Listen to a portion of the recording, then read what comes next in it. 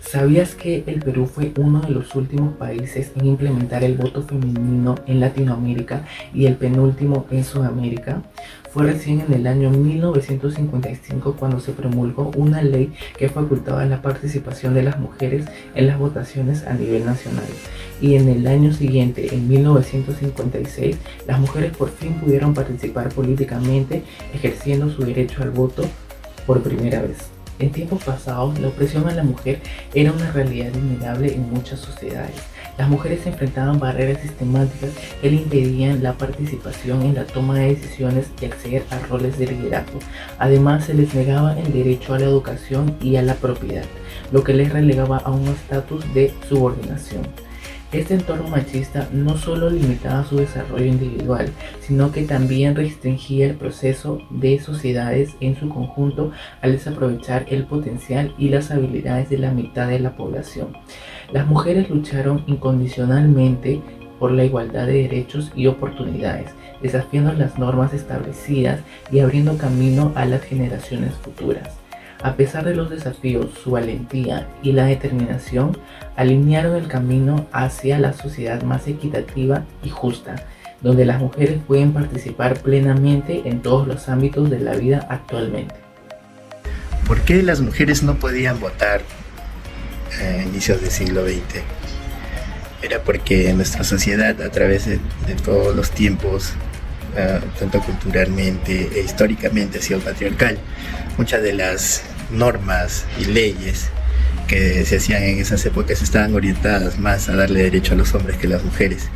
Es por eso que las mujeres no debían intervenir en política y en muchos otros asuntos más de interés social.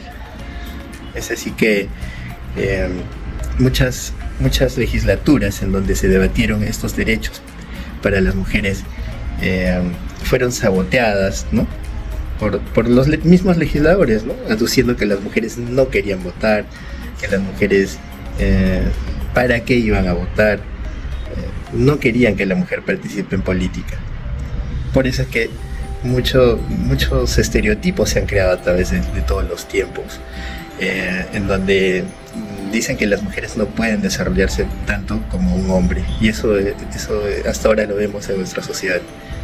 Por otro lado, la votación en esas épocas estaba dirigida a un solo grupo de personas que tenían ciertas propiedades o tenían ciertas cualidades, y ni pensar para las personas que no tenían este tipo de propiedades, ¿no?, por así decirlo. Las personas de bajos recursos no tenían este derecho, estaban relegados. Es por eso que a través de nuestra historia hemos visto que sí se puede hacer cambios, y cambios para bien, porque la igualdad debe persistir en todo momento. En 1876, tras un censo, se sabía que las personas mayores de 10 años conformaban más de 1.4 millones de personas, de las cuales solo el 1% podía acceder al derecho al voto, ya que el 80% de la población analfabeta y el 50% eran mujeres. En este proceso solo podían votar aquellos varones que cumplían ciertos requisitos, entre los cuales eran que sean mayores de 25 años, que sean contribuyentes activos y sean gente alfabeta. El proceso electoral tenía dos etapas. Primero se elegían los delegados en los colegios parroquiales y luego en los colegios provinciales. Estos últimos presentaban sus credenciales a una junta preparatoria del Congreso para que tengan un reconocimiento y una validez en el derecho al voto. El voto censitario. En aquellas épocas, bajo la Constitución de 1860, se enunciaba que solo los hombres mayores de 21 años, quienes pagaban impuestos o sabían leer y escribir, tenían el derecho al voto. Esto se conocía como votos o sufragio censitario. En 1896 se instruyó el sufragio general para hombres, eliminando los requisitos, y en 1979 se eliminó la obligación de saber leer y escribir para votar. Esto redujo a una edad mínima de votación que iba entre los 21 a los 18 años. Esto permitió que los analfabetos pudieran votar a partir de las elecciones generales en 1980. A diferencia de otros países, tal vez como Francia o Estados Unidos, que fue un movimiento muy firme donde hubo protestas, enfrentamientos y revueltas, en Perú inició un movimiento de mujeres intelectuales de la época como la conferencista Zoila Aurora Cáceres o la de Magda del Portal, una importante aprista del momento. El voto femenino en el país, a pesar de iniciar desde voces de mujeres peruanas, se puso en la boca de todos por el expresidente Manuel Odría, como se dice que por pura demagogia y populismo, e incitó una campaña a favor del sufragio femenino. A pesar de todo eso, hay un nombre no tan reconocido que sin embargo tuvo igual o mayor importancia de los demás, como la de la feminista peruana de mayor importancia histórica, María Jesús Alvarado, desde textos que datan del año 1911, como su pensamiento en plena guerra con Chile. No obstante, el indiscutible patriotismo de la mujer se le niegan los hechos políticos, se le prohíbe la intervención directa a los asuntos nacionales en las decisiones que causan la grandeza o la ruina de la patria, según dicha persona. Un cambio importante, o bueno, varios cambios que se dieron lugar a la participación de la mujer en la política, fue por ejemplo la de María Jesús Alvarado, que impulsa el voto de las mujeres desde elecciones municipales, asambleas electorales como las juntas opositorias. Así llegan como concejales María Jesús Alvarado, Susana Solano, Virginia de Aguirre y Beatriz Cisneros. Y Miraflores elige a Alicia Cox del Arco y a Luisa Benavides de Porras, mientras que en San José de Surco se elige a Ana Chapo de Mariate y a Aire Bahamonde. La participación de mujeres en las asambleas es decisiva y salen elegidas, logrado en 1954 cuando Manuel Odría cumple con su promesa de promulgar el sufragio femenino. Se da a entender la importancia de esta, al estimularse un promedio de 1 millón de votos más para las próximas elecciones. Todo esto fue un importante hito tanto como para la política y la sociedad peruana, ya que impulsó a que más mujeres se interesen en la política y no solo a mentes seguritas de la época. No muy adelante podemos ver ya a promulgar un voto femenino, a ver mujeres incursionar en la política y como en el presente, ver a nuestra primera presidenta mujer de la historia del Perú. Las consecuencias sobre el voto femenino.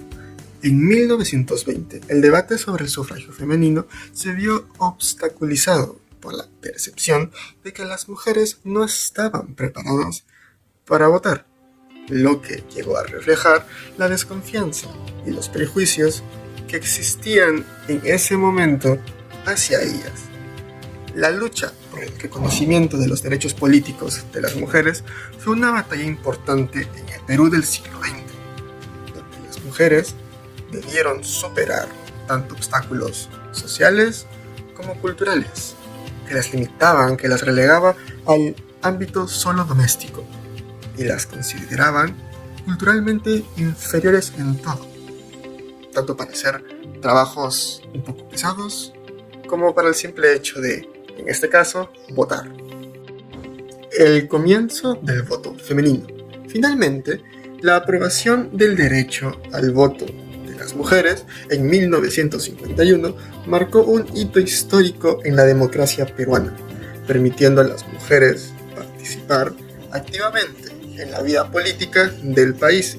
El derecho a la participación política de las mujeres en el Perú comenzó en 1955 con la aprobación de la ley número 12391, que permitió a las mujeres votar por primera vez en las elecciones generales un 17 de junio de 1956. Si bien esta ley representó un importante paso adelante, también fue algo restrictiva cuando se aprobó, ya que solo las mujeres mayores de 21 años o 18 si estaban casadas podían ejercer este derecho. En las primeras elecciones generales femeninas resultaron elegidos los primeros 9 diputados peruanos, una senadora y 8 diputados. En la actualidad vemos que la lucha por la igualdad de género continúa siendo un tema relevante en todo el mundo.